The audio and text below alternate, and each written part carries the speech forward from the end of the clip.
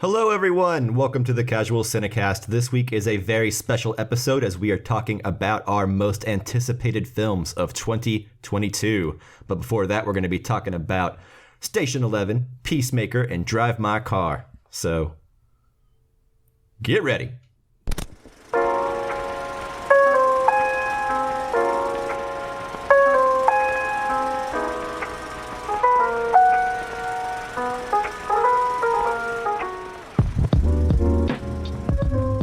Welcome to the Casual Cinecast, powered by Cinelinx. My name is Chris, and with me as always is a co-host that I anticipate every week talking to. How are you doing today, Mike?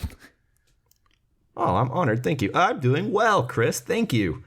I also anticipate talking to you every week. Thank you. Awesome. Thank you. I'm touched. Also, another co-host, don't ask me to rank them, but that I anticipate talking to every week. Justin, how are you doing today?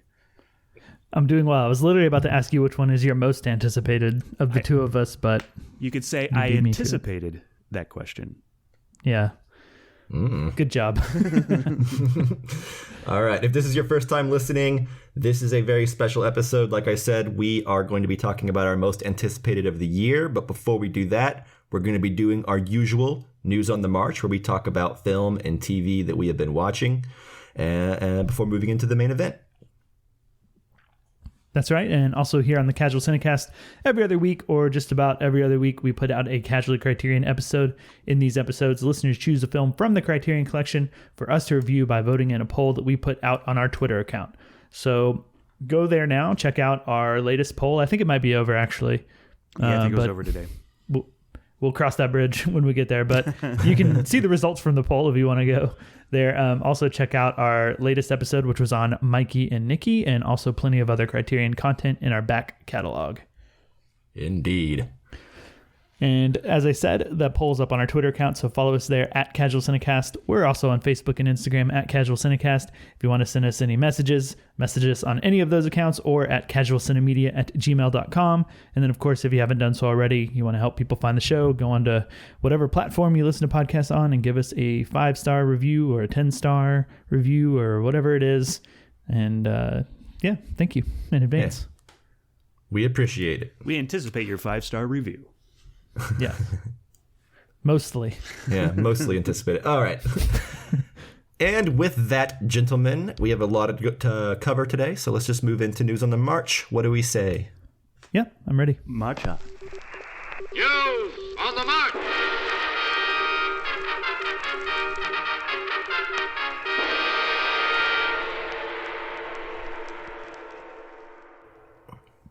All right, guys. Thanks for joining me in News on the March. I believe to kick us off, we're going to start with talking about a show that I think you both have watched, or at least I think Chris has finished and Justin has started watching, I believe, right?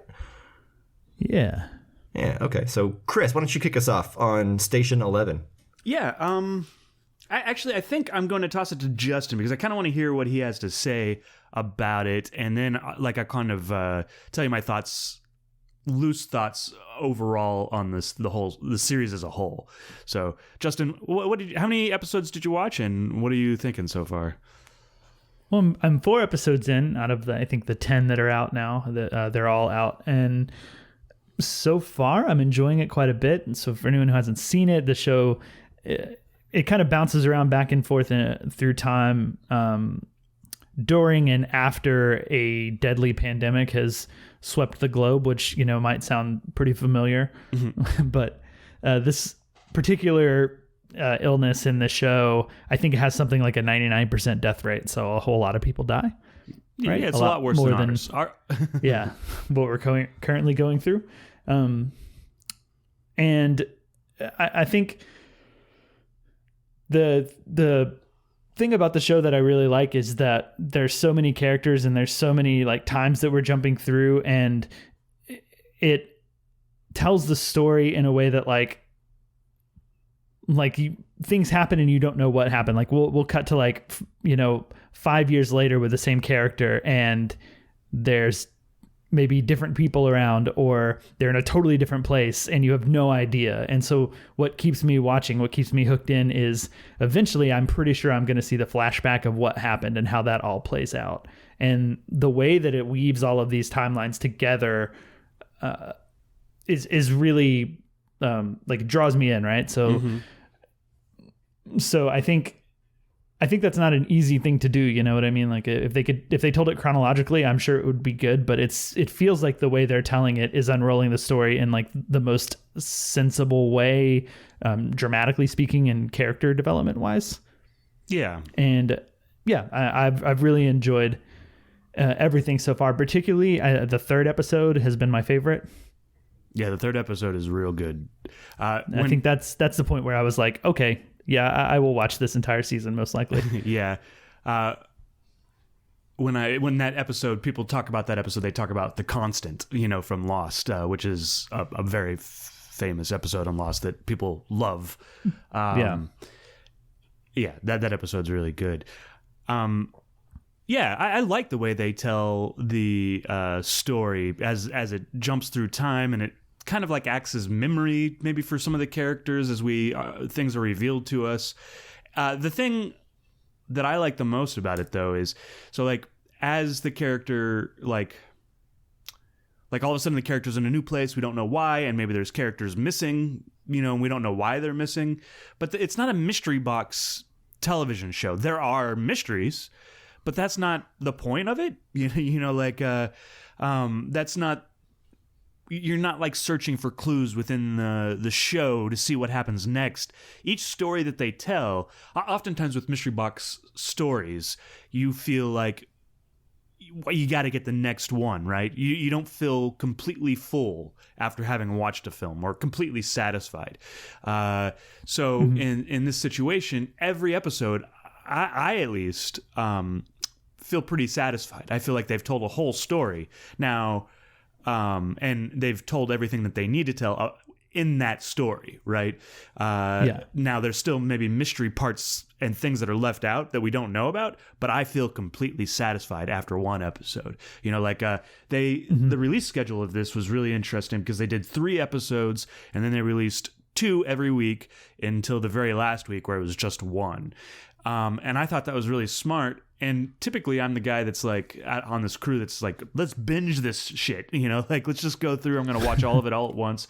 But even though I had access to 2, like I would just watch 1 a night, or like maybe I would watch 1 and then I would go do something else, and then I would come back and watch the second one because they were so fulfilling and satisfying.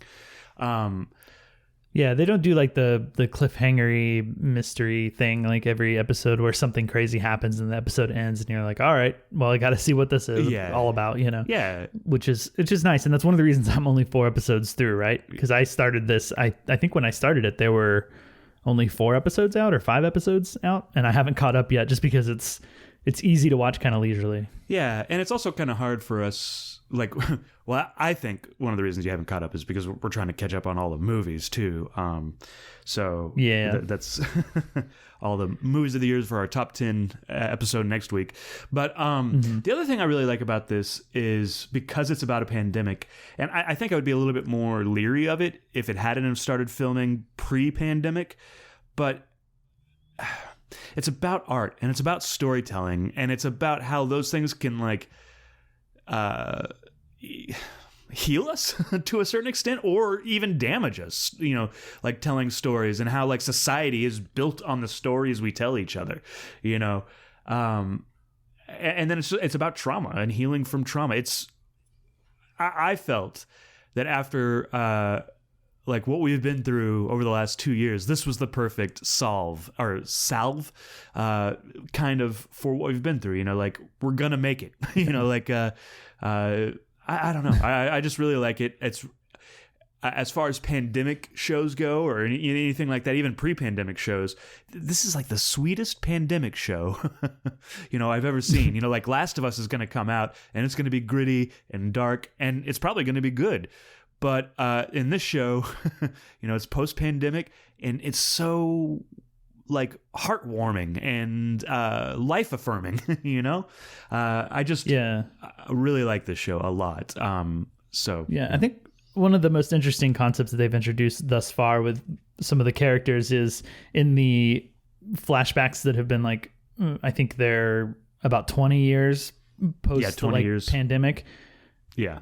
And this isn't spoilery at all, but there are children around, and someone makes the point of these children are the only humans alive that don't know like tremendous trauma. Right. And I'm assuming the show's going to kind of build on that theme and explore that. And that's something that's really interesting. Yeah, they're called pre-pans and post-pans, you know, like to kind of describe like what your worldview is. And I find that really interesting too, about that trauma, you know. And watch Hamlet before you watch Station 11 because they do like Hamlet 3 different ways and combine it with the story. It's really amazing the way they use Hamlet. I think. And King Lear starts off the whole show, so brush up on your Shakespeare. Yeah, there's a lot of Shakespeare going on. Yep. So there we go. Well, I'm glad you like it, Justin. When I first started talking about it, I was worried. I was worried that you guys will hate it or something like that. But I'm glad you're liking it so far. Yeah. Mike, you have to watch it now. Yeah, well, I mean, I've always planned on it. I've heard good things, like nothing but good things for like a couple weeks now. So it's definitely on my list. But right now I'm still in the mode of catching up on a whole lot of movies. Yeah, after next week, same. It'll be a lot easier to catch up.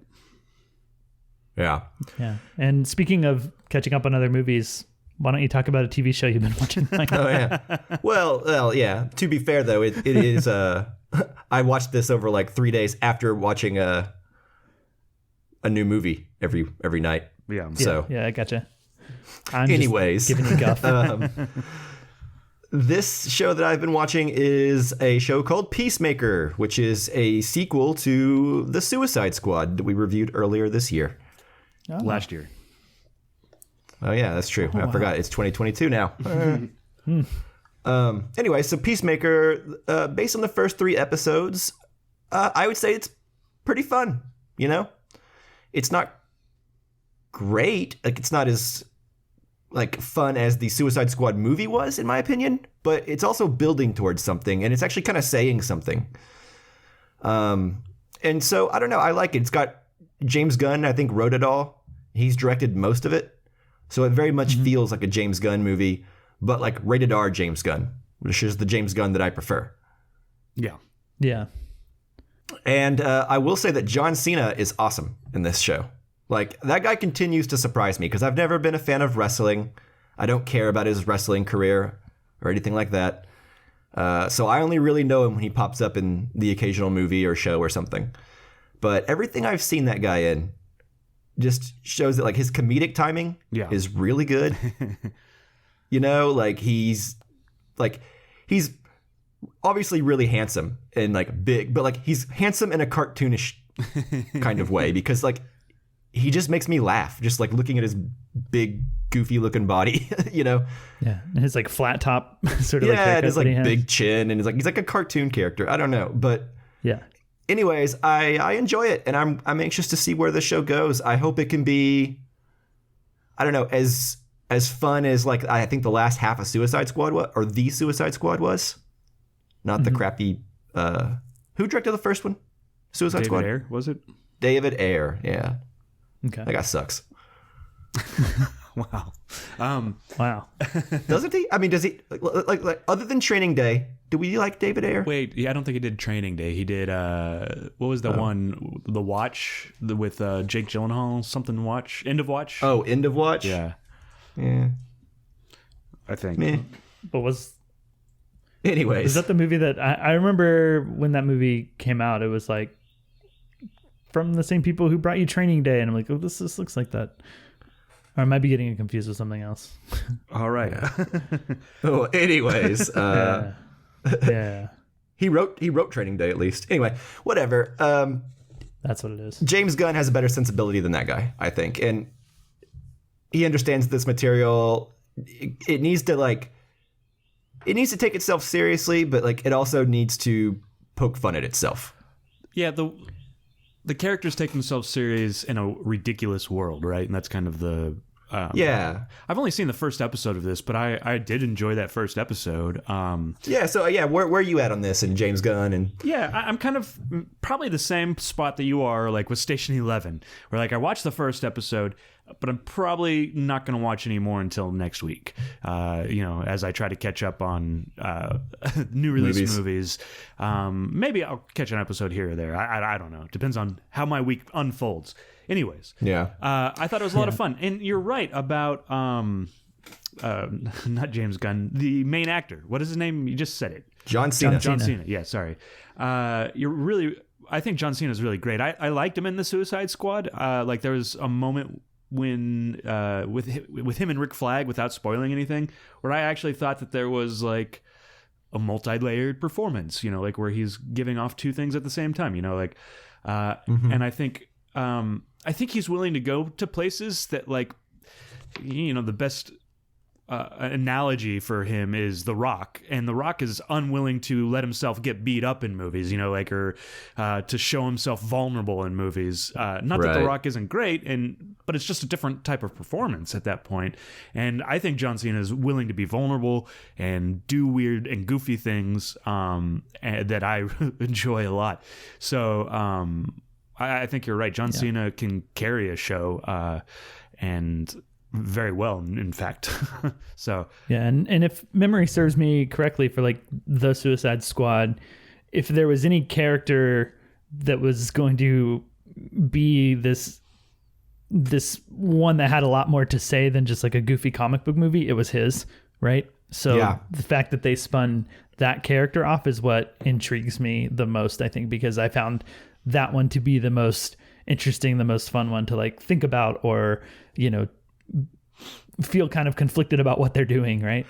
Right. Well, yeah, because I think the Peacemaker character in the Suicide Squad movie is a guy who, from his point of view, is doing the right thing and wants to do the right thing. He's just kind of stupid, and like whenever you kind of see where he comes from and like what his father is like and everything like that, you kind of start to understand like why he's got this worldview. Like he is definitely better than the generation that came before him. So it's like a net gain or whatever. I don't, so anyway, it's pretty fascinating, and I think it's a fun deconstruction of the superhero genre, and it's a little bit more interesting than your average like Marvel Disney Plus show, because it can be a little bit more adult oriented, right? Like you get to see John Cena swear and like, I don't know, people get killed and there's blood. So maybe similar in that way to like The Boys, or what was the cartoon show that came out on Amazon? Yeah, it's a little close. It's like it's not as crazy and over the top as The Boys so far, but it's like it's in between that, right? Between like I don't know, Hawkeye and The Boys. Somewhere in there lives Peacemaker. I will say, at least in the first episode, the MVP of the whole series, I'm just calling it off of the first episode, is his sidekick, Eagly. Oh, yeah. I love Eagly. Eagly, his eagle? Yeah. I don't think this is too spoilery, but like he finally gets home and he's like, "Where's Eagly?" And this big bald eagle, the CG animated bald eagle, like he sees him and the big eagle gives him a hug, and it's pretty amazing. Yeah, he was pretty jazzed about that. Yeah, I'm pretty jazzed about it. Yeah. So anyways, give it a shot. I think if you enjoy James Gunn, if you enjoy John Cena, or if you liked The Suicide Squad, or all of the above, whatever, Peacemaker. Yeah. Or if you like The Boys. Cool. Did you say that? But yeah. Yeah, Justin brought that up. Yeah. Yeah. But anyway, that's all I've got watch to say. it soon. Yeah, it's. I don't really know when the new episodes drop, but they dropped 3 episodes at once, and I don't know if they're doing like. I think it's 1 a week after that. 1 a week after that. Okay. Yeah. Cool. Great. My favorite way to do it. Yeah, I like this HBO Max release strategy thing they have with shows. Yeah, me too. Didn't they do something similar with Raised by Wolves? I think they it was did 2 3 episodes. and then 1 each week, right? Okay. No, I think it was like 3 and then 2 each week. Was it 2? No, it was 1. One? Yeah. Okay, well, whatever. Yeah. Anyway, that show's coming back soon, too. Yay. I guess we should talk about movies. I don't know. Yeah. Now that we're done with TV shows. Yeah, Let's do it. All right, so this last thing we have in News on the March is something I think we've all watched recently, Yep. but I got done talking just now, so I don't want to go first. So, Justin, Yes. why don't you tell us about this film? Sure. Yeah. So this film is Drive My Car, which is, all the buzz right now, at least, at least from what I'm seeing. It's winning awards and people saying it should be up for all kinds of awards. And yeah, so I think getting ready for our episode, we all had to watch this one. And it's no small task because it's about 3 hours long, which I'm sure we'll touch on. But this is directed by, I don't know how to say this exactly, but Ryusuke Hamaguchi. The Hamaguchi part you got, right? Yeah. So Good Mr. job. Hamaguchi made this movie. So it's about a stage actor who's married and he loses his wife, and then for the most part of the movie, we're following him later on a while down the road after he's lost his wife, and he's directing a new version of the play that he was most, to my understanding, like the most famous for being in, and he was in, I think, at the time that he lost his wife. So very much a drama. He's getting driven by a driver for the theater company. They insist that he needs to have a driver, and I guess it's kind of about the relationship he develops with the actors, but I think maybe the most interesting, satisfying part of the movie is the relationship he builds with this driver. And I really enjoyed this movie. It's definitely slow paced. It's definitely a drama in just about every sense of the word.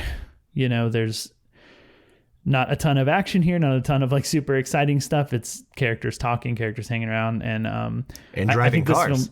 and driving cars. Yeah. So, I mean, that can be exciting in some cases. Not a But single not in this chase case. Yeah. Do you ever play like Grand Theft Auto and you just try to follow the rules of the road and drive like a normal person? They should have a module that comes out based on this movie, where like Yeah. they just have long conversations in the car. Yeah. I always found a weird satisfaction occasionally doing that after, like breaking the law for hours on end. I'd be like, well, you know what? I'm just going to drive around and like It's follow like that the line in that Bo Burnham song. Which one? That funny feeling from the Inside special. When he's like obeying all the traffic laws in Grand Theft Auto 5. Oh, Okay. Yeah. I barely remember that, but that's My favorite Anyways. song off that album. It's brilliant. I love it. Good. So yeah, this is about as exciting as that. And yeah, I don't know. I like the movie. I think there's a lot of interesting stuff here. Yeah, I don't know. What do you guys think of it? I watched this, I think, 2 or 3 days ago, and yeah, it's quite good. It's slow, it's confident, and it's like slowness, and it I think expects the audience to be interested and want to keep up. It very much is made with made for a certain kind of audience. Like I wouldn't recommend this movie to very many people. Most of them are here on this podcast with me right now. But a couple of our listeners I think would get some enjoyment out of it. Like I some of our regulars that interact with us from time to time. Yeah, people here for like the Criterion content. Yeah, I could see this being on Criterion one day. I'm sure it will be. that wouldn't shock me. Yeah, absolutely. I will say this though, I didn't love it the way I wanted to. Although I like it quite a bit. I think maybe it is a little too long, like where it doesn't need to be. But also, I'm not going to say that that's a huge detriment to the movie, because a long movie doesn't really always bother me. But I also equally do see where like some stuff could be cut out. Like, we don't get to the opening credits until like 40 minutes into the movie. Yeah. Right. Well, that's the whole prologue. It's almost like it's just a prologue, and it's just about him and his wife and setting up his relationship. Now, I think in a different movie, you could have just skipped that entirely. Well, there's certain elements, like, and this isn't a proper review, but like there are certain elements that don't go anywhere. Like at the beginning of the movies, like I don't want to say this is a spoiler because like it's in the prologue, but like he gets diagnosed with glaucoma. Yeah. And you're like, oh, this is why he won't be able to drive. And then like 30 minutes later, they're like, no, we don't let anyone drive. And the glaucoma is never mentioned again. I think it is mentioned again, but not in a way, not in a direct way. Right. Well, yeah, but point is, like, it didn't seem to... Yes, You know that's what I not mean. why he's not driving his car, which is, I was like, Right. oh, well, this is why he's not driving his car, you know, like... But like they have a conversation whenever he gets diagnosed about not driving cars. So it's just bizarre to me. It's like an extra step that wasn't needed. I don't know. well, It probably wasn't needed because that explanation would work just fine, like narratively. But I think to me there was some hint of the character kind of like, are they treating me this way because of my glaucoma? You know, he didn't seem to be fond of being told that he's not allowed to drive himself and has to have a driver. Right. And I think, well, I guess I can't get into spoilers, but there's some contradictory practices. Oh, yeah, fair enough. Right. So I think there's that set up just I think to put it in your head of like, is that actually what's going on? Are they treating him differently because they know of his like Sure. medical history for whatever reason? Sure. But anyway, that's my thoughts. Really good movie. I enjoyed it quite a bit. Chris. yeah, I liked it quite a bit, too. Before I had the opportunity to watch this movie, I was like... I was excited about it, so I kind of dove into that director, and then there's another director. His last name's Kurosawa. Of course, I remember that, but he's kind of like he did a bunch of like J-horror back in the early '90s, or like not the early '90s, the early 2000s, end of the '90s. And he actually had a movie that came out called Wife of a Spy this year as well, which was really good. Anyways, I dove into both of them. If you think that 3 hours is long, Happy Hour is another one by Hamaguchi, and it's about 5 hours long. So Happy hours, you mean? Huh? Happy hours. Happy Hours. Yes, you're right. So he tends to be long. Anyways, I really like this film, and he actually had another movie come out this year called Wheel of Fortune and Fantasy, and that's only 100. Oh yeah. It's only 2 hours, so it's a breezy movie. It's actually like 3 individual. And I haven't seen it yet, but I'm going to see it before our top 10. Anyways, but I really like this, and I did watch Vanya on 42nd Street, kind of just to prepare for this because he is putting on Uncle Vanya in the movie. And I was like, well, I don't really remember Uncle Vanya that well. And I think probably the only time I'd seen Uncle Vanya before was like in some sort of bad college theater production. So I watched that. And I actually was really moved by the end sequence in this movie, like moved to tears. And I think it's... Maybe we'll have an opportunity to talk about it further in depth. Probably not. I don't see an opportunity for that. But I did really like it. And while it may be too long, I thought that there was some really great sequences while they were driving the car, like with him and another actor.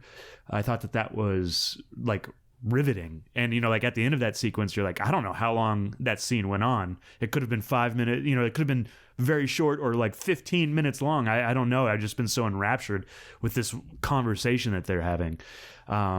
So I really liked it. Yeah, there's not much else to say about it in this form, but I recommend checking it out. Yeah. Yeah. So personally, I feel like I understood, based on the chunks of Vanya that we see in the movie, enough to grasp, you know, why that play is in there and what it has to do with the movie.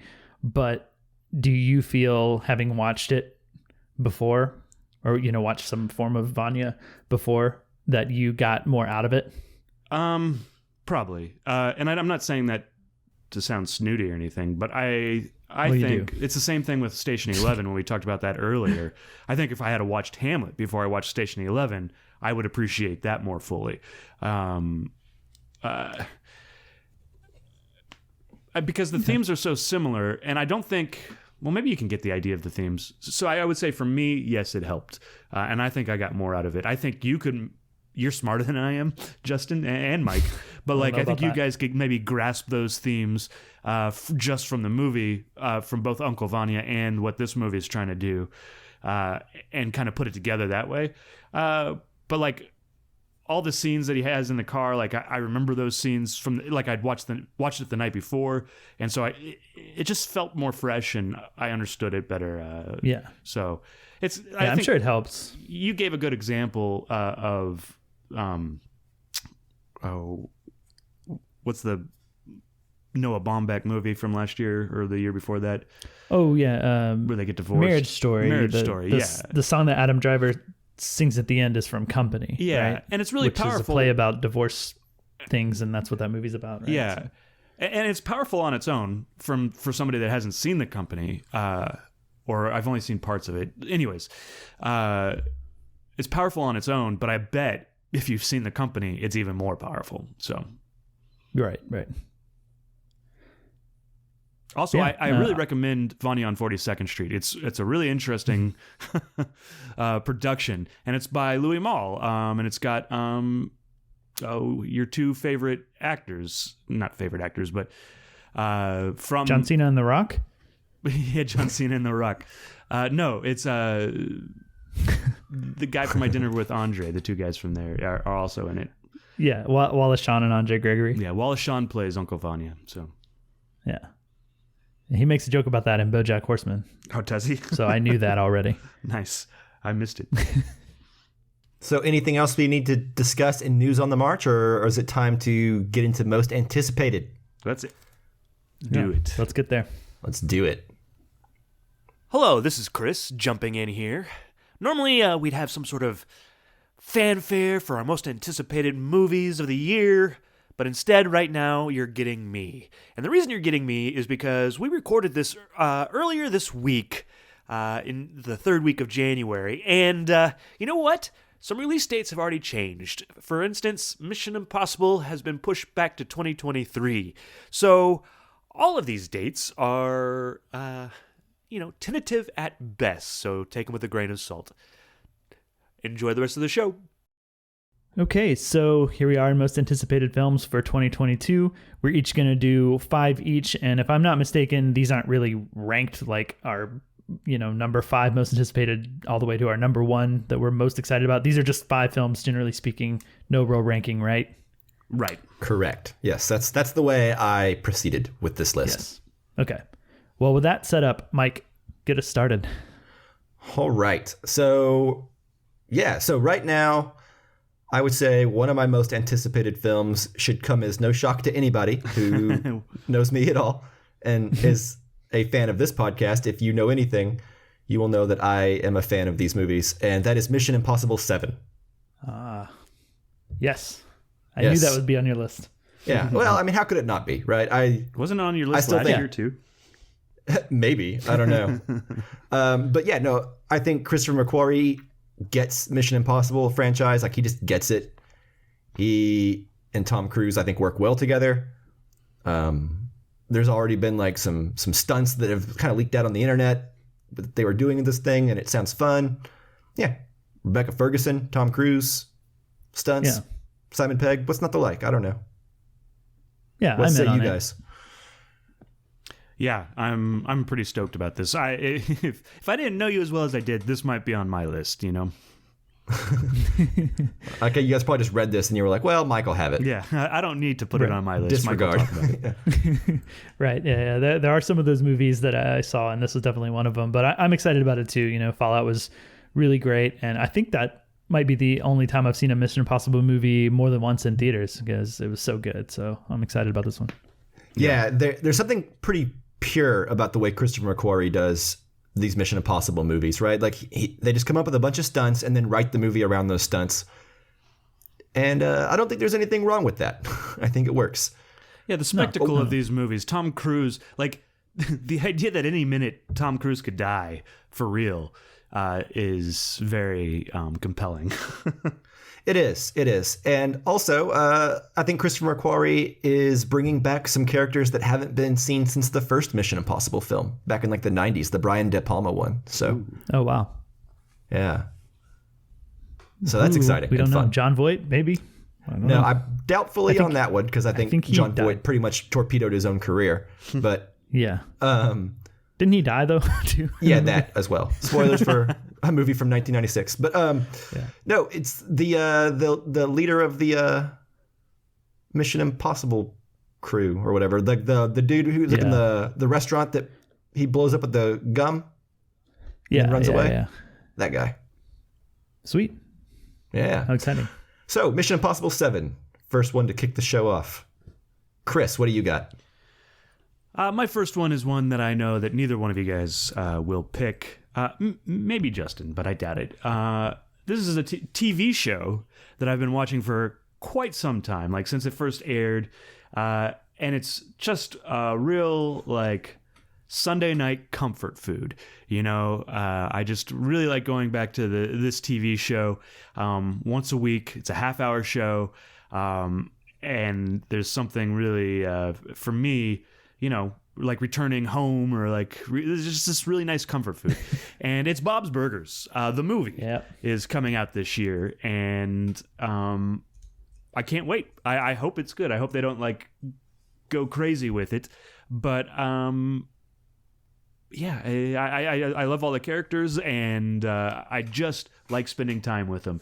It's not necessarily like a 20, you know, on the greatness scale, but there's something just so comforting about it that makes it worthwhile. Yeah. I started watching Bob's Burgers this year, and I mean, maybe even just a few months ago. I don't remember exactly how long, but I think I'm almost caught up to season 11. Wow. Or I'm almost at starting season 11. So I've poured through it. Absolutely love it. Very excited about the movie. I'm happy for both of you guys. Yeah, Mike's not such a fan, and that's fine. Yeah, it's fine. I don't hate it. I'm not a fan of the voice cast for Bob's Burgers for the children, but it's fine. You know, it's a serviceable show, and I hope the movie's good. I hope you like it. I hope it's everything you want it to be. My mom, I was over at my mom's house for Thanksgiving, and we were like, what should we watch? And it was just my mom and I, and so I was like, let's watch every single Thanksgiving Bob's Burgers. So I went all the way back to season 1, and season 1 is completely different in strange and alien compared to what we're at now. So I guess maybe I can understand why maybe if you skip the first couple seasons you'd like it better, Mike, but sure, that's fine. And well, like I said, I don't find it I don't hate it. It's not offensive to me or anything. It's just, you know, it's kind of like Archer, where it's like it's a show that like a lot of people like, and I'm happy for them. Yeah, Archer's one that I can never get into either. I struggle with Archer. Yeah, it's just kind of like that, where it's like it's not bad. It's just I don't want to watch the next one when it's over. Yeah. Gotcha. Cool. Okay, well, Chris and I will be excited about it. We'll do a review episode on it by ourselves. You're not invited. We'll give you the week off, Mike. Yeah. All right, Justin, what's your number 5? Okay, so my number 5, I'm going to start off with one that maybe is a surprise, or at least would be a surprise to the Justin of 3 to 4 years ago. Uh-oh. Is this a Marvel movie? No. No, it's a good guess, but no. But this is a Taika Waititi film. What? Well, he also has a Marvel movie coming out, so... Yeah, that's the one I was thinking of. It's not that one. But it's a film called Next Goal Wins. Oh. So I don't know if either of you are familiar with this one. No, tell me about it. I feel like I've heard of it, but I can't tell you anything else about it. So it's based on a documentary that came out in 2014. I have not seen the documentary, but I'm aware of the story. But it's basically the story of this national team. I can't remember what country it is because it's a really small, obscure country. They play an international soccer game and they lose like 31-0, which is like the biggest defeat in soccer ever. And that's basically what I know about the movie. I think I read somewhere that Will Arnett replaced somebody in the cast. Oh, yeah, Armie Hammer. Yes, that's call. it. Yeah. Good I was call. going to say someone who recently got kind of like canceled and ostracized career-wise. Yeah, So- I don't see so yeah, coming Will back Arnett- from this particular canceling. Probably not. But, it's well noted, well documented on here. I'm a huge soccer fan, and I am becoming more and more of a Taika Waititi fan, even though I didn't really like his stuff for a while. But Jojo Rabbit, to me, was really great.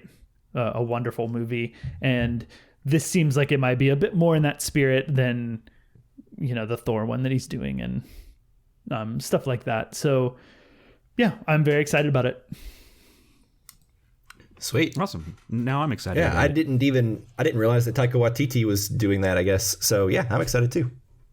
Yeah, it didn't cross my radar, so I'm glad you put it on there. Well, now it's on there. So, all right, we're back to Mike.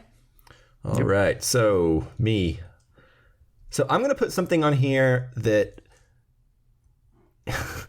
it's kind of weird because like I'm not really looking forward to this, but I'm looking forward to it finally existing in the world because it's been coming for so long, and that is Avatar 2. Right. Yeah.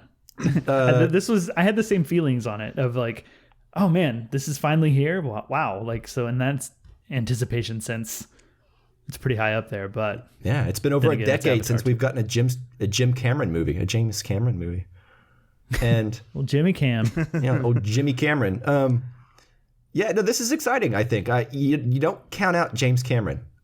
You know what I mean? Like the man has made the biggest movie in the world multiple times. You just can't count him out. So just crazy amount of curiosity in this because I think he's been filming Avatar 2 through 5 for the last 10 years. Yeah. Gosh. And it keeps So getting even delayed. if this movie bombs, there's 4 more coming Right. or 3 more or whatever. But like that's crazy. So even if this movie is like a huge flop, I'm anticipating seeing what happens with this. Yeah. And also, I'm assuming he's, pushing the bar technologically in some way with this. I don't really know. I think that's what's taken so long, from what I understand, is he's had to like kid to invent new technology so he could make it or some crap.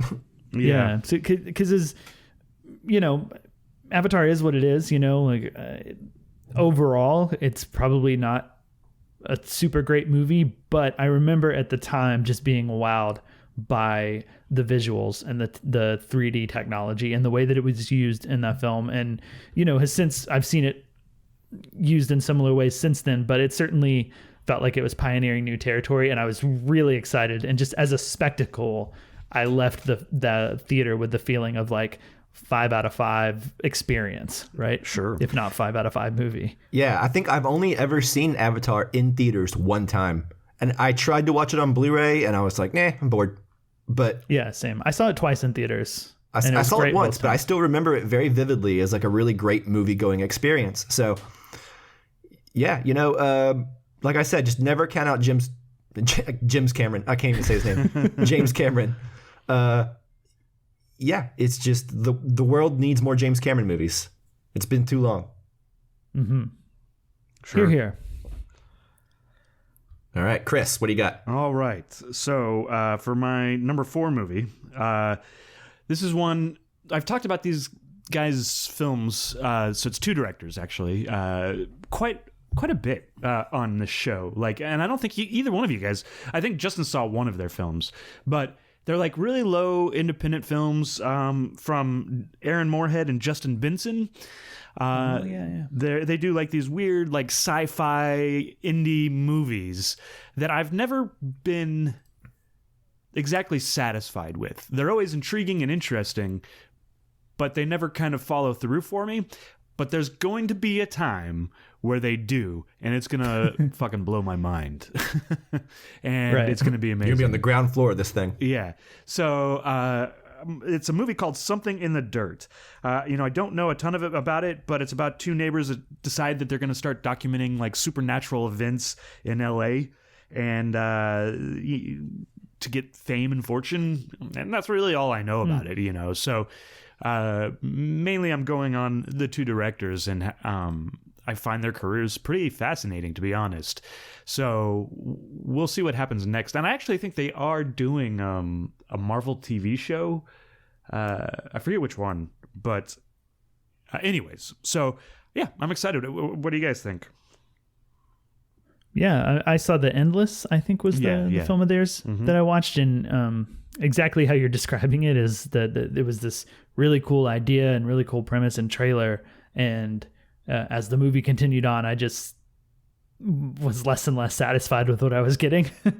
And yeah, they can clearly make something that's a super cool idea that's really intriguing. And if they land it all the way through, it's going to be great. Yeah. This actually ties in really well because the trailer for this just came out yesterday. They are directing certain episodes of Moon Knight from Marvel. So their career may take off. I do think that they would, like, their writing style would fit in with Marvel, like that weird, and then maybe like Marvel could kind of get them over that hump of like, so where it can be a satisfying movie. Anyways, what do you think, Mike? Well, you know, I didn't watch The Endless, so I don't have anything to compare it on. I think I started it and I didn't finish it or something. I can't remember, but yeah, you know, I'm always down for indie filmmakers to come up with something cool, like especially when they have a lot of potential and they need to like realize that potential. Like I understand what you're saying, where like you follow someone's career and you're like, it's not quite there yet, but I like what they're doing. Yeah. And I like what they have going on, and I root for them. So, yeah, I haven't seen the trailer or anything yet. So, well, that's my number 4. Justin, what's yours? My next one is one that I don't really know a whole lot about. So this is definitely one that is based purely on the writer-director and their past work and how much I've enjoyed that, and also some of the actors who are attached to it. All we have to this point of this movie is a poster, and that is the new Jordan Peele movie, which is just called Nope. Yes. And the poster is like a cloud over what looks like a city near some mountains, and the cloud has like a string of like flag flyers that you see at like car dealerships, and or they're in like Back to the Future, kind of famously, right? It has like a string of those hanging off of it, but it has Daniel Kaluuya in it and Stephen Yeun. So I like both of those people. I like Jordan Peele. I'm sold. Yeah, I'm right there with you. I really enjoyed Us quite a bit. I hope it, personally speaking, I hope it's more like Us than Get Out. Although I would gladly accept something similar to Get Out too, because Get Out's better than most movies. But yeah, I like the subtlety of Us more than.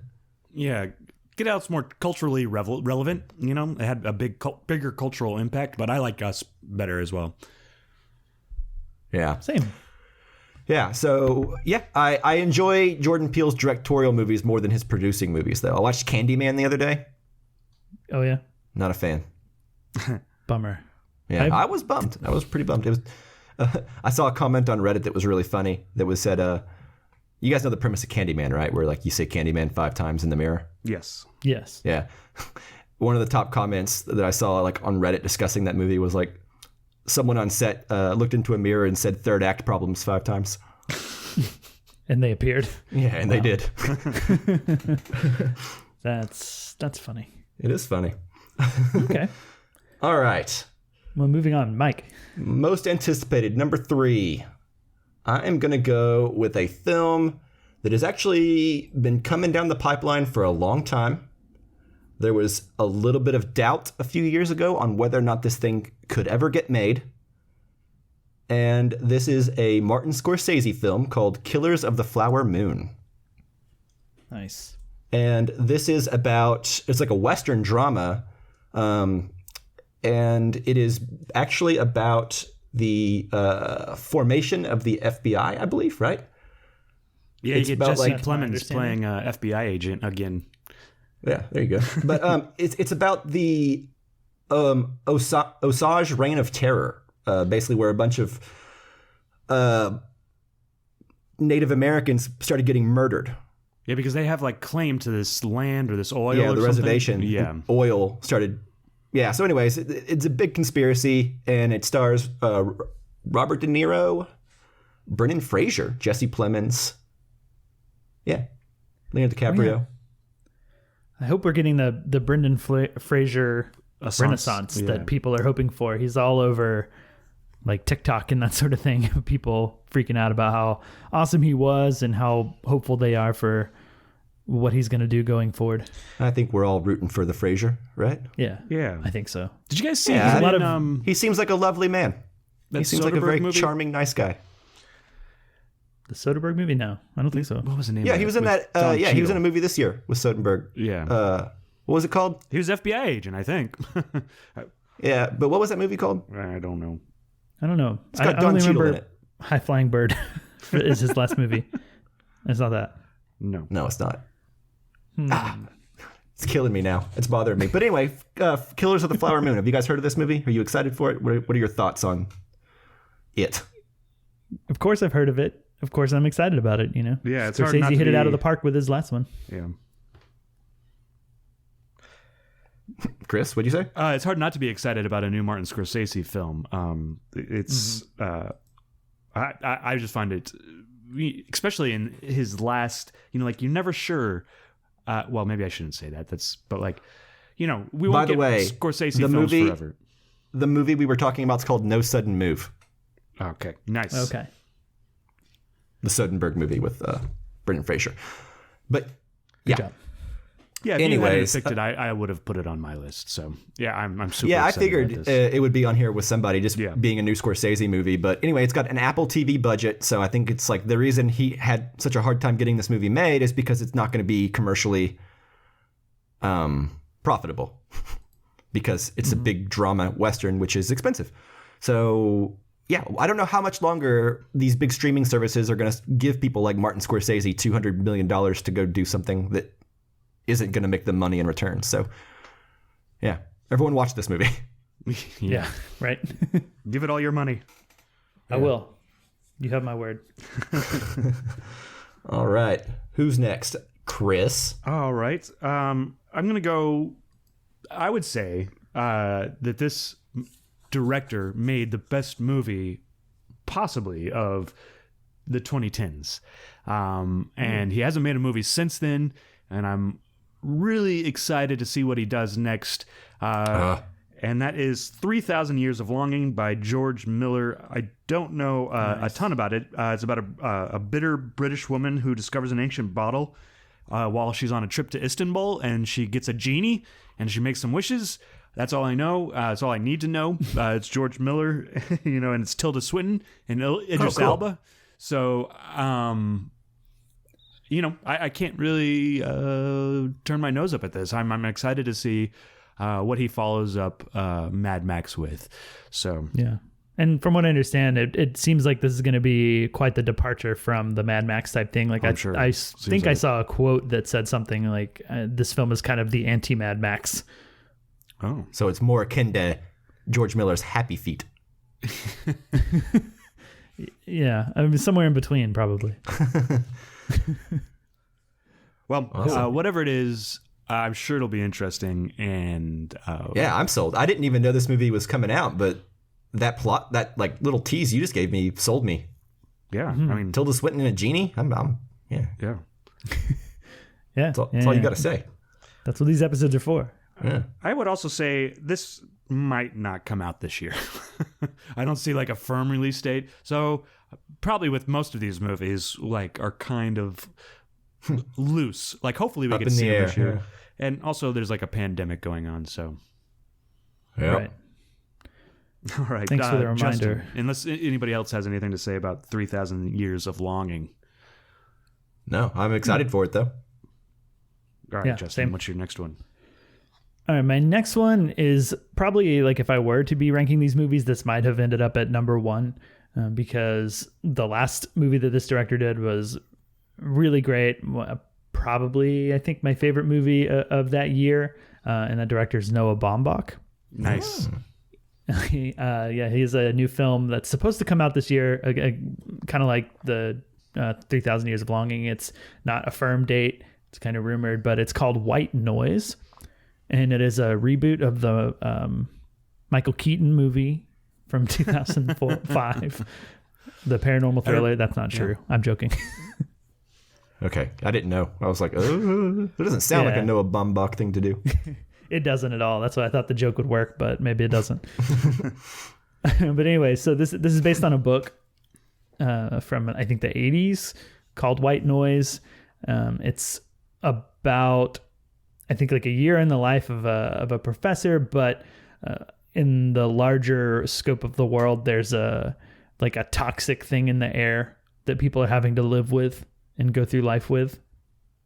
I don't know if it's like sort of more of like a nuclear war or a biological warfare or like a disease. I don't really know too much about it. But it has Adam Driver, Don Cheadle, Alessandro Nivola, who I think that was the guy in The Sopranos. Many Saints of movie, Newark, right? Yeah. Or The Art of Self-Defense. Yes. Or Disobedience. Oh, there we go. Look at all this. So many.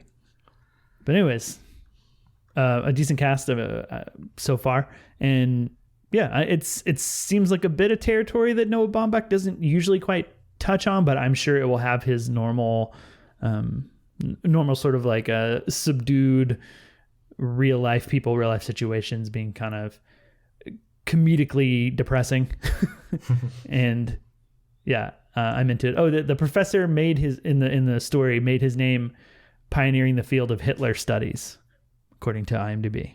Yeah, I haven't read this book, but I have heard from people that have, and it's supposed to be pretty crazy and like one of those kind of unfilmable things, from my understanding. I'm actually debating whether I want to pick up this book and read it before it comes out, or just go in blind. But Right. I'm real interested in this as well. Yeah. Yeah, cool. It's a great cast. Cool. Yeah. So that's White Noise. If you don't have anything to add to it, Mike, you can move on to your next one. All right. So my next film is the next film from director Damien Chazelle. Nice. Yes.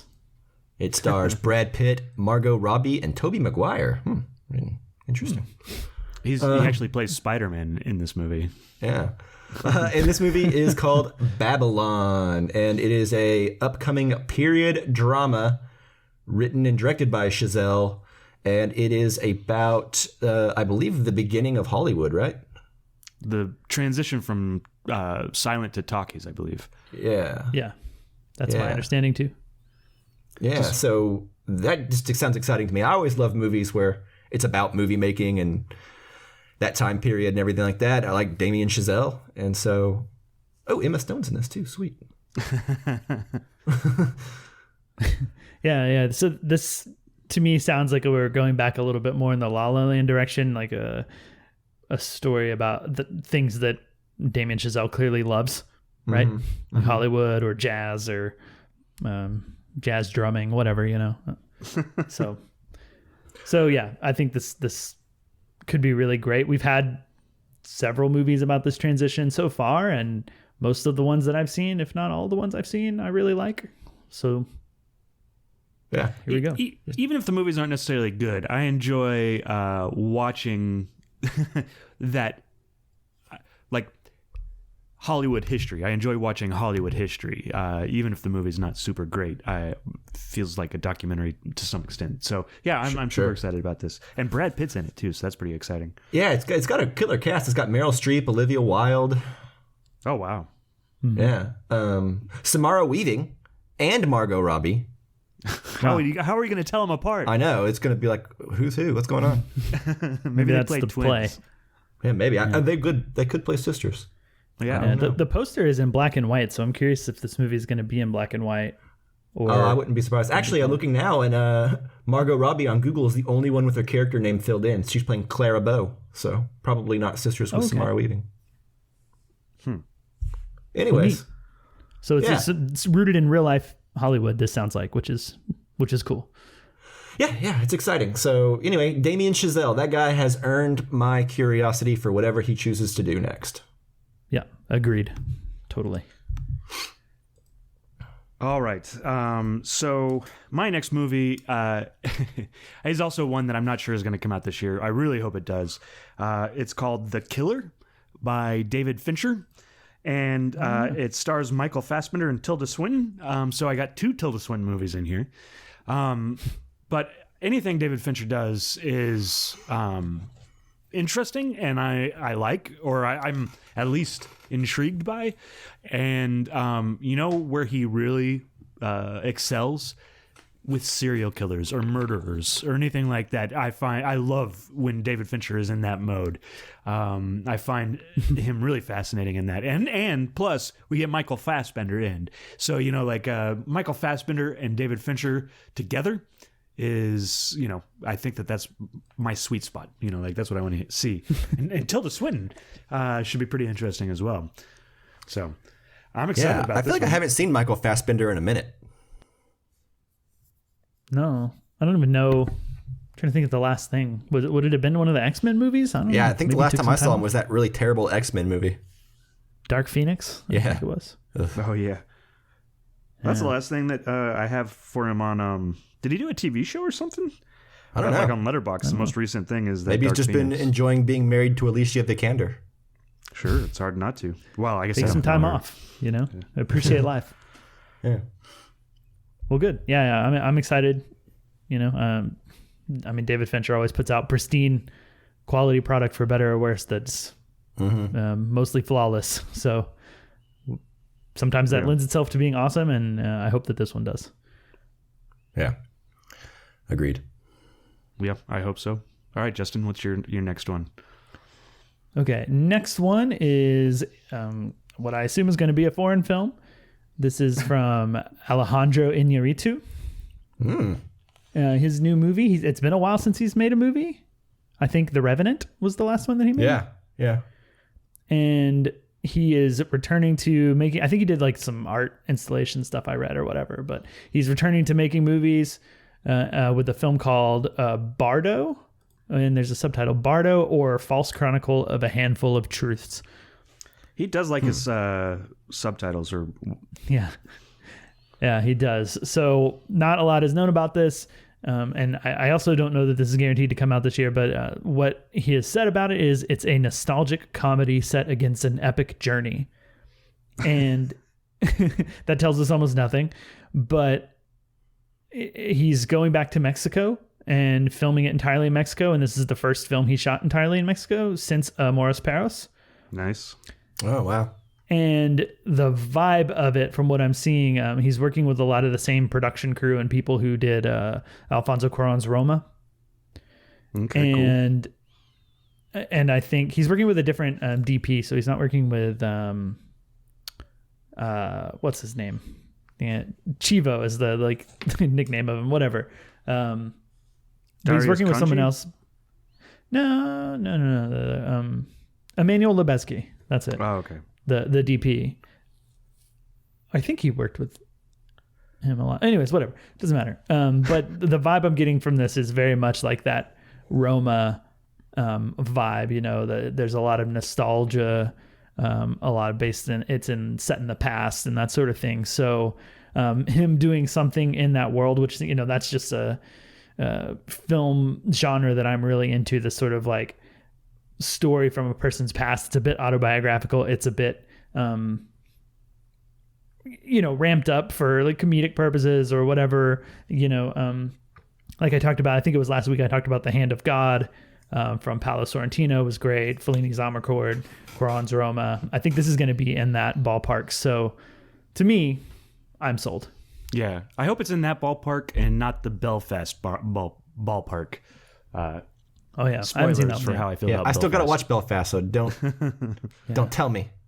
Yeah, but yeah, I'm interested in seeing what he does next as well. So, yeah. Yeah, I'm always interested in whatever he does next. I have pretty much been sold for a while, although most of his movies make me very sad. Yeah, true. But I think we'll get some probably a long take or two there. I think he's kind of been doing that lately. So we should have some like impressive shots to look at and dissect on, like how did they do that sort of level, you know? Absolutely. Yeah. Cool. So back to you, Mike, for your last one.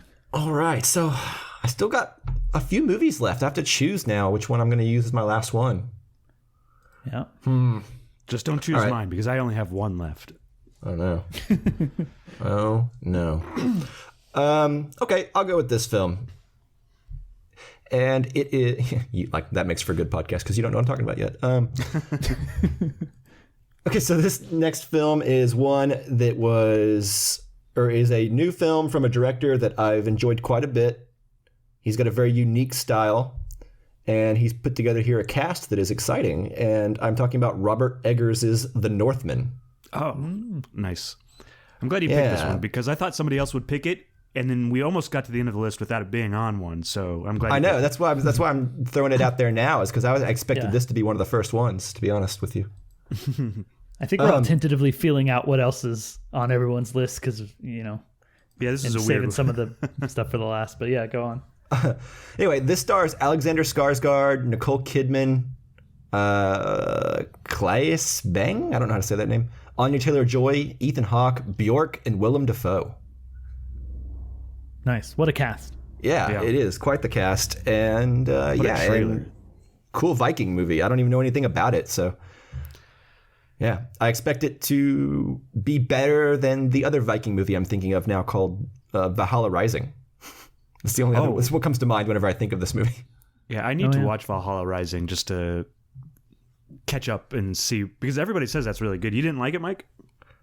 No, I liked it. I think it's one of Nicholas Winding Refn's better movies, but one of Mads Mikkelsen's lesser movies.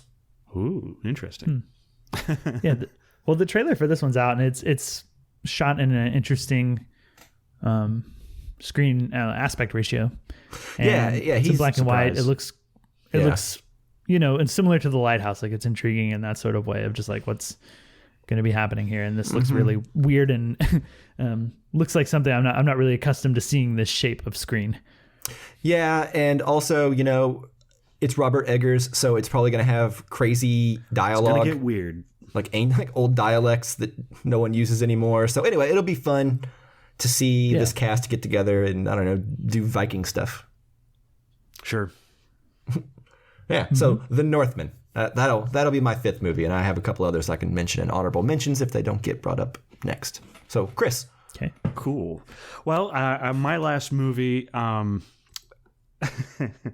saved this mean. I'm just gonna the unbearable lightness or the unbearable weight of massive talent with Nicolas Cage. Yeah. This movie could be just awful.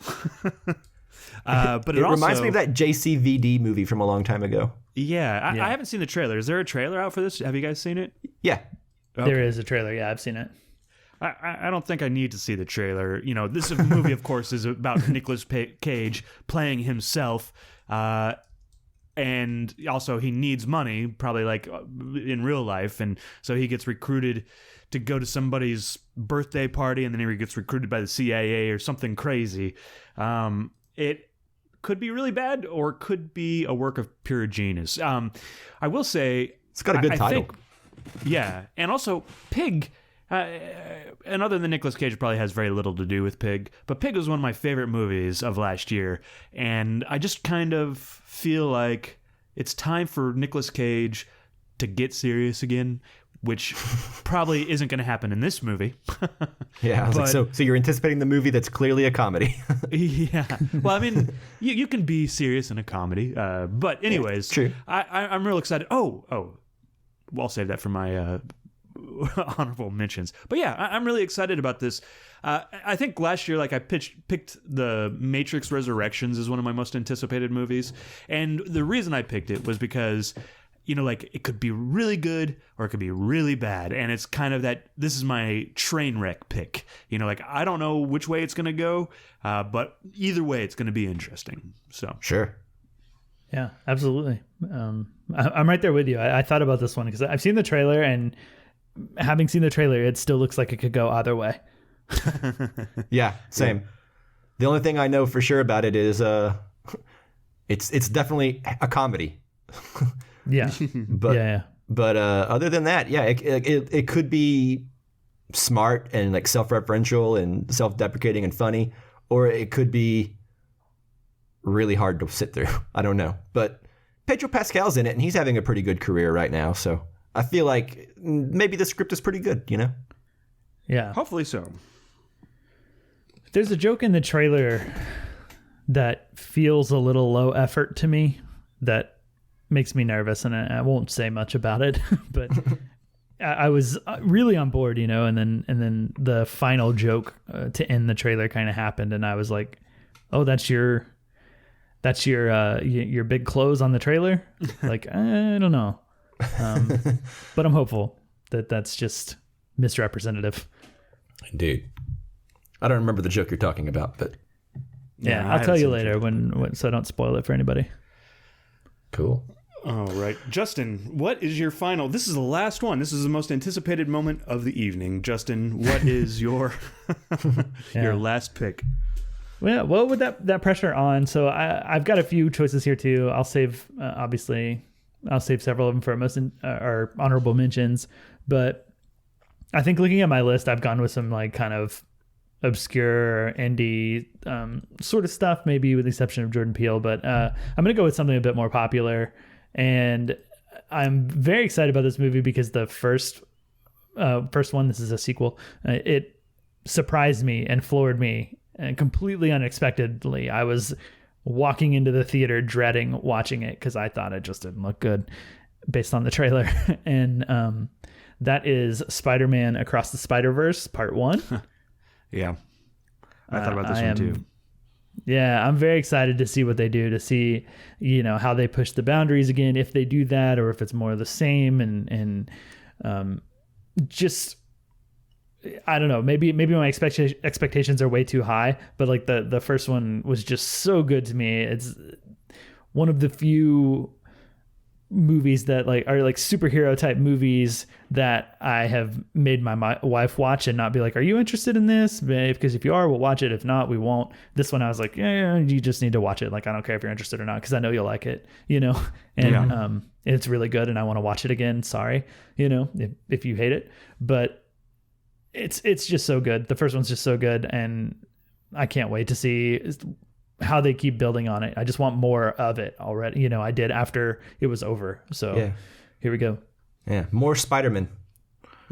Yeah. Yeah, just what the world needs. More Spider-Man across more I'm really universes.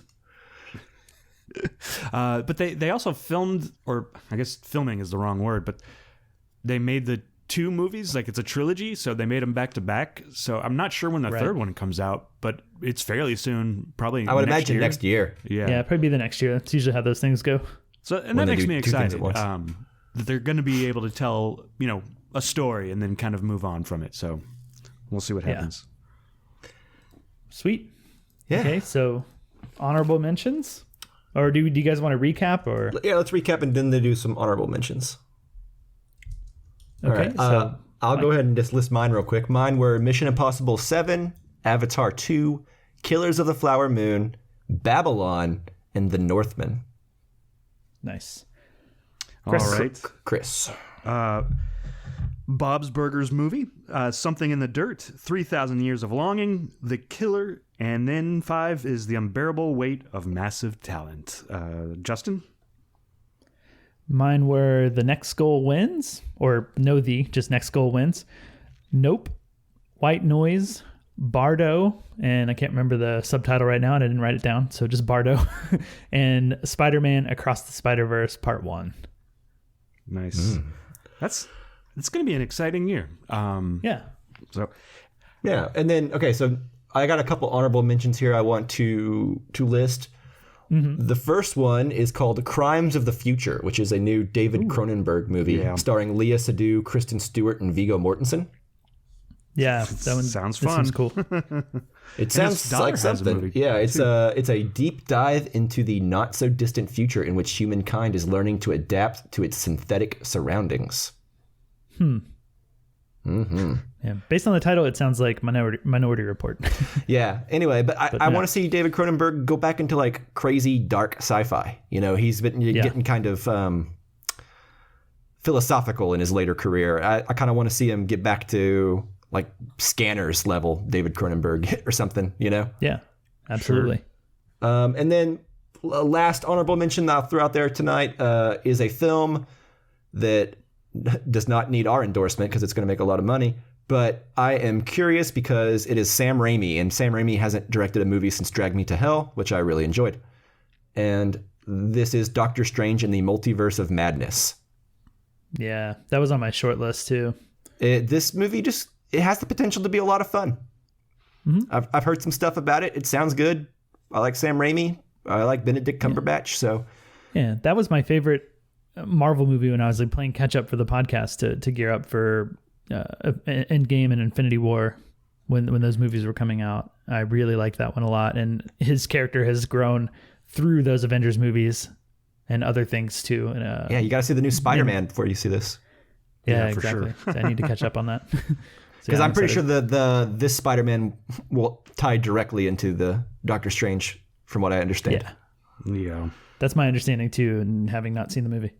Yeah. Oh, also, you should watch What If Episode 4 on Disney Plus. Yeah, that was probably the best episode from that series. That was probably like one of the best things in the entire MCU was that like little 30-minute Doctor Strange episode of What If. Okay. Yeah. Cool. All right. Chris, your honorable mentions? Yeah. So it's really interesting. Like as you go through these, what's the name of the guy that did Roma? Alfonso Cuarón. Yeah, Alfonso Cuarón.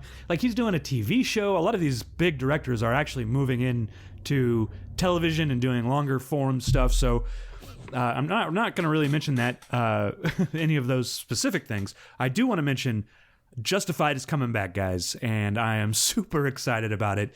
Waylon Riggins coming back, and we get Timothy Olyphant back in that character. It's going to be amazing, or I hope it's amazing. But anyways, and then the other movie that I really wanted to talk about was, did either one of you guys see the Death of Dick Long?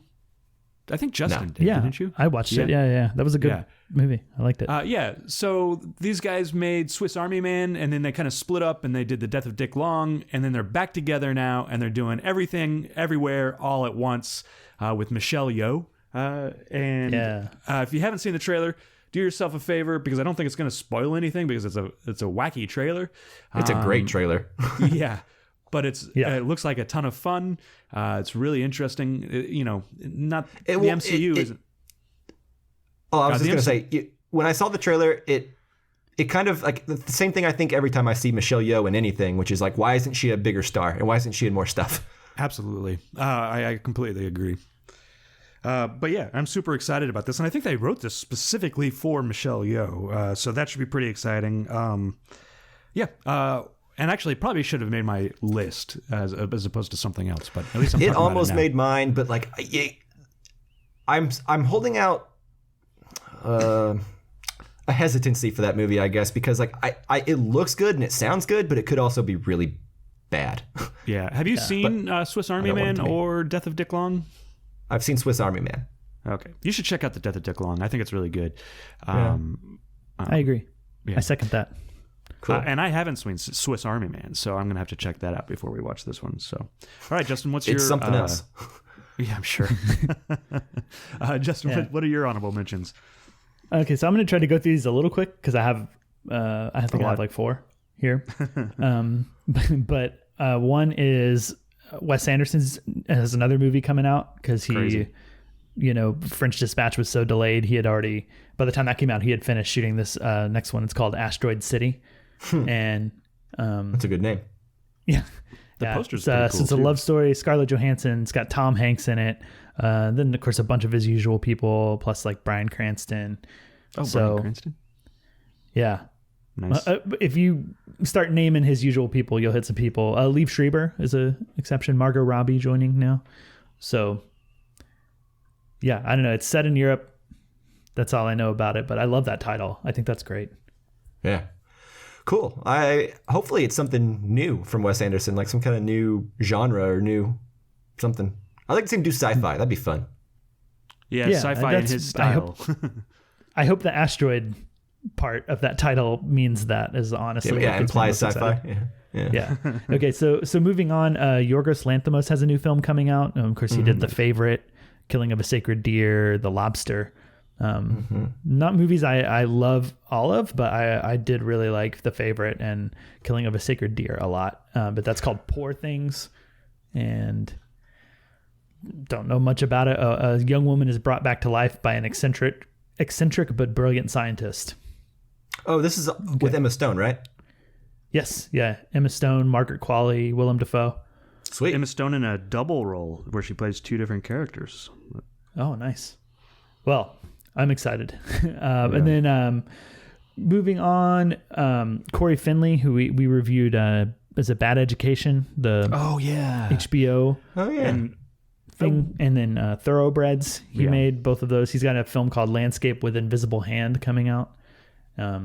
Again, don't know much about it, but he's a director that gets me excited.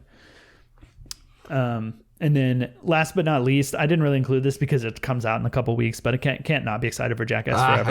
I knew it. Yeah. I was expecting this to be on your... I was actually going to comment at the end of the episode how I was surprised you didn't add it. Yeah, if it was coming out later in the year, it would have made my list, but it's so close to coming out that, my anticipation is focused elsewhere. Yeah, it's been so close to coming out for like 2 years now, so... Yeah. And of all the movies that like get pushed back and have like been taken out of theaters and just put on like streaming services or like, well, sorry, just my personal take on Jackass is that Jackass is the one that deserves to be on streaming because it's not necessarily cinematic or anything like that. Like, why are they holding out for the theater so much? Is it a question that so you can laugh collectively. Yeah, they need their penises and poop stuff to be as big as possible. Yeah, they should have a Jackass where they all go into the theater without masks. Because they're always doing dumb stunts. Yeah, I gotcha. Yeah, that would translate really well to really watchable stunt. Yeah. It'll be hilarious. Of them contracting a disease that takes 5 days to show up and might not be that bad in the end, but might be. I just like they all go to the theater and then they leave, and then like the next day when someone starts feeling sick, like everyone's like, oh, and starts laughing and pointing. Yeah. Got him. Okay, that is it for me for honorable mentions, and I think that's it for this episode, right? I believe it is. See, we did pretty good. We included news in the March, and we still got out in under an hour and 23 minutes. Well, not anymore. Never mind. We just passed it. You spoke too soon. You just said an hour 24, but I doubt we'll get there either. But I will move us to try to get there. So thank you so much, listener, for listening. And of course, as always, thanks Jake Wagner-Russell for doing our intro and outro music. If you want to hear more of his music, go to soundcloud.com/bopscotch. All right, stay tuned to this feed. Subscribe, everything like that, because our next episode will be our top 10 films each from 2021, which is always my favorite episode to do. It's fun. Yeah. So be there with us. Long episode, no news on the march. Will just be that 10 films each. Yeah. Indeed. All right, guys. Send us in, if you're still listening, send us in your most anticipated movies of the year, because I'd love to hear them. And we will see you next time. Bye-bye. Bye.